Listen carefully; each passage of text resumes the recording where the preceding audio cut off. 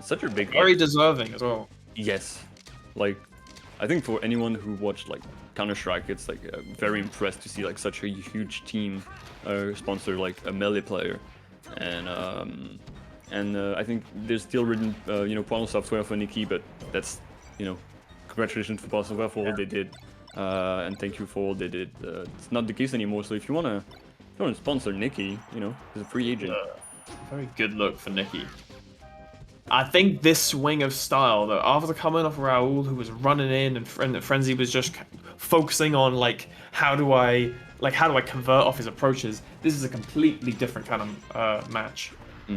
Nicki is very focused on how he is spacing like outside of all of Frenzy's options. All of his he's not like any punish he goes for. If he doesn't get it or misses, he's never in a bad spot.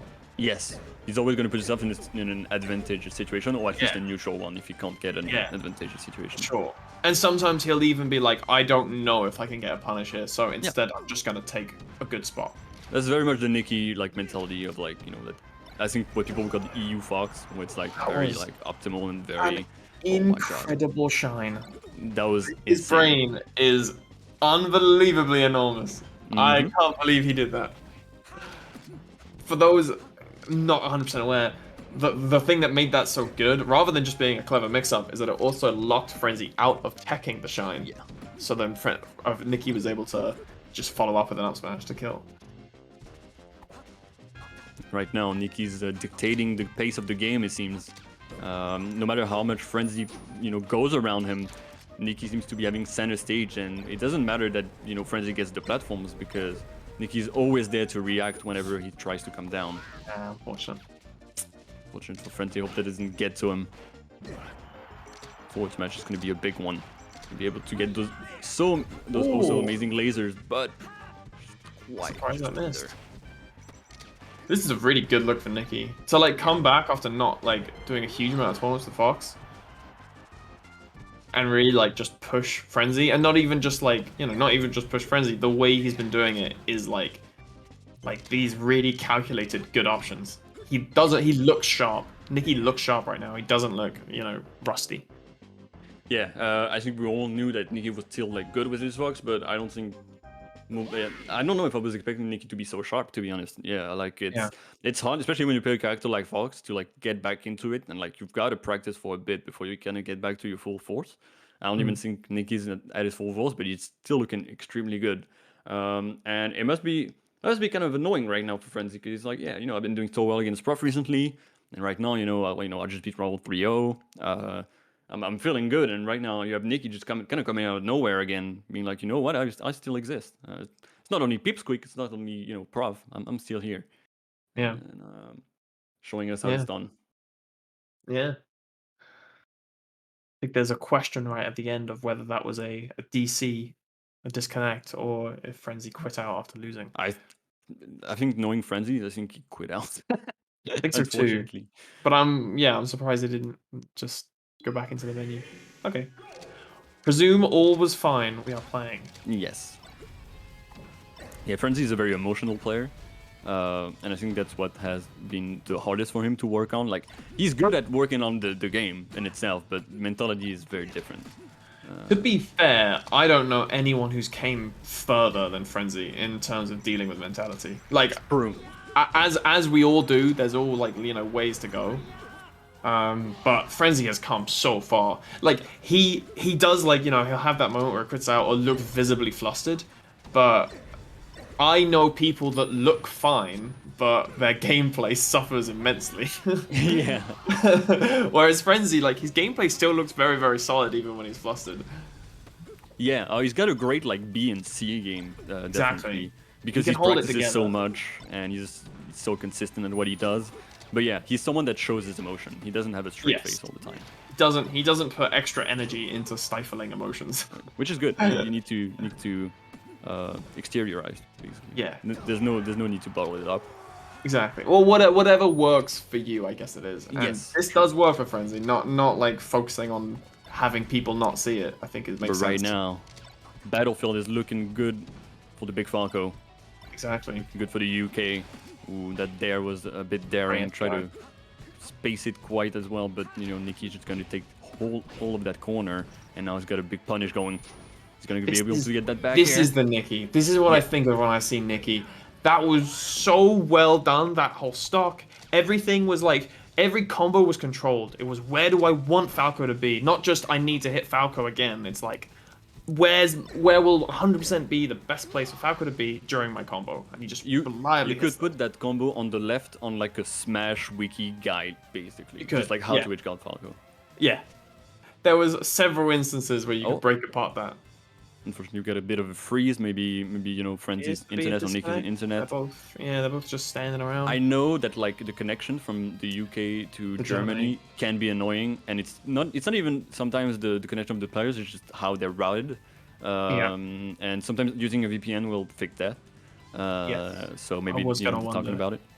Yeah, maybe they both accidentally were using a VPN. Just Nicki going to UK and Frenzy going to Germany, and they just didn't communicate. They were too thoughtful of their opponent. Yeah, basically. They were both very, very gentlemanly. Is what I assume. Yeah, Frenzy turning 21 recently. A big one for him. I can't believe he's so young. That's so young. Yeah, it is, right? No, 22. 22, sorry, I think. Okay. 22. That's less young. Yeah. Certainly I also older. learned that Restless Whale is 22, and I cannot believe that. Really? He looks so mature. It's the beard, man. It's the beard. Yeah. Yeah. He's also got a very nice speaking voice, which is not that surprising as he's a commentator. Yeah, you gotta use what you have at your advantage, you know? You gotta work on your strength. But yeah, very young players, still got ways to go. You know, esport, people like, you know, after like 25, it's over. But like, if you take care of yourself, you know, you do some exercise, you know, you do some good warm-ups, and stretching and whatever, you have a good, you have a stable life to the side. We've seen some esports players push it, like, and you know, being so young, he's got ways to go, but like, you know, it's not because like maybe you're like in the chat, like, oh, I'm 28 or whatever, like I can't never get into melee. You can.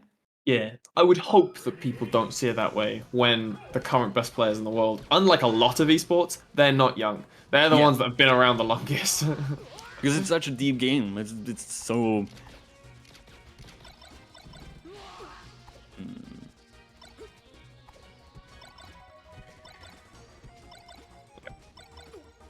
Alright, so we got a bit of a word from the VPN conversation, incorrect. Neither one had a VPN. They're not gentlemen, but Frenzy has turned his on now, so hopefully we don't see any more connection issues. I hope that would fix it. It's you know, one of the unfortunate things of you know, Sleepy is amazing, but it can't resolve everything. You know, it's not a magic tool. It's one of those things that's like kind of taps into why people get so frustrated with controllers. Just that feeling that something could go wrong out of your control, and it could just be on your side. Like if it's in person and like there's a flicker or something, or the monitor's laggy, at least it's evenly affecting both players. Yeah. You got the sun on the CRT, lots of reflection, whatever. Yeah. Classic. The screen is in black and white right now. Frenzy looking at everything in color, seeing everything, seeing every hitbox. He sees it all.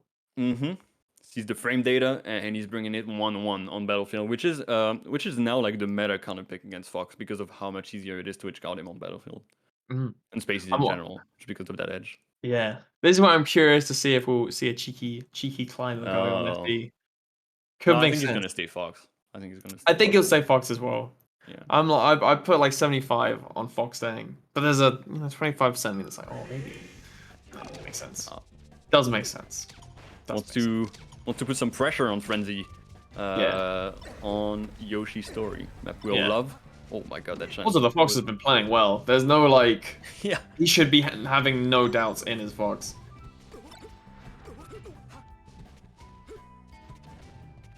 Alright. Let's see how Frenzy reacts after that second game that looked, you know, had a bit of an unfortunate pause, technical pause as they call it. But, you know, still ended up in Frenzy's favor no matter what.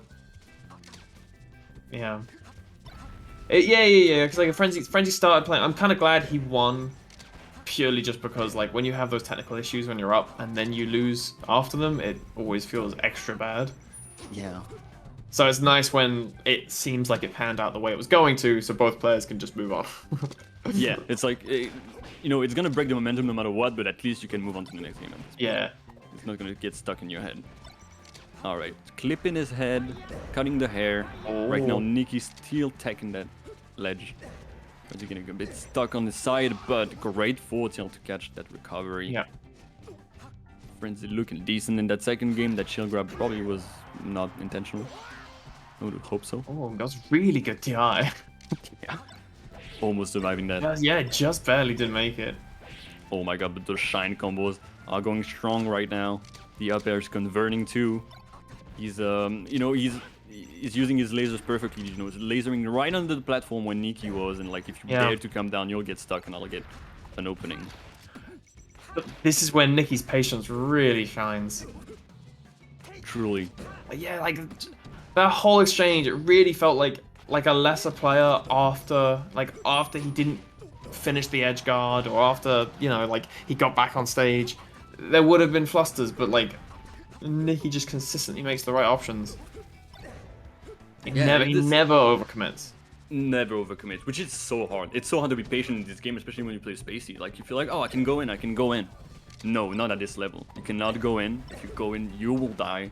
And right now, Nicki is showing us how well that works, but unfortunately, a bit of a DI mix-up. It's the classic as 2005, and it's always gonna work at some point. I'm very surprised that Frenzy went for it, actually. That seems very anti-Frenzy. I would say Frenzy is he's gonna go for the thing that will reliably kill you every single time. Like, he doesn't take chances like that. But he needed to at this point to bring it back to one stock, and right now, last stock situation. Mixed up. Ooh, great read on the tech out. That with the Shadow Shield was a bit too crisp for my liking. Oh my god, and Nicki, he's on the brink of taking out the game 3. Again, that was just super good edge guard. I was so sure that he wouldn't get it after covering ledge, but he still had time to cover the platform. I was worried that if basically Frenzy made it back, he would have won the game. I feel like it felt the momentum like he was getting it going. Yeah, it was shifting towards Frenzy. So Nicki closing it when he did definitely felt crucial. Yeah, and right now, I hope you're rooting for your German boy. Nicki's up 2-1. He's making it happen. Genuinely quite shocked. I thought this was gonna be I thought Frenzy would have it pretty solidly. But yeah, I was expecting Nicki to make it even, but not like having the advantage. That's for sure. Yeah. And I think that means I'm just underestimating Nicki playing Ice Climbers. Like, it's not because he plays Ice Climber that he doesn't play Fox. And right now he's making it work, and we know how good both of those players are on FD. So it's gonna be very interesting, and I think it's very ballsy to take Nicki to FD. Wicked grab. God, Nicki, I love the way Nicki plays. So it's just, I think it's that whenever I see top Foxes, they almost never will let one situation go to keep their advantage. Yeah. So Nicki finds himself in all these interesting neutral spots because he ignored one potential combo extender with the hope of a more reliable one. Oh, my game's frozen. Oh no. Oh no. It's the classic.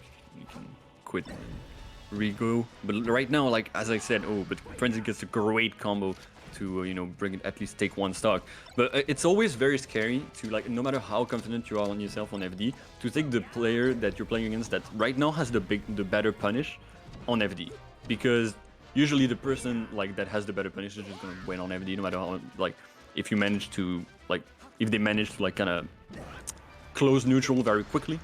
And right now, from what we've seen, Nicki has been the one just getting every hit to bring it to 80% and an edge guard basically.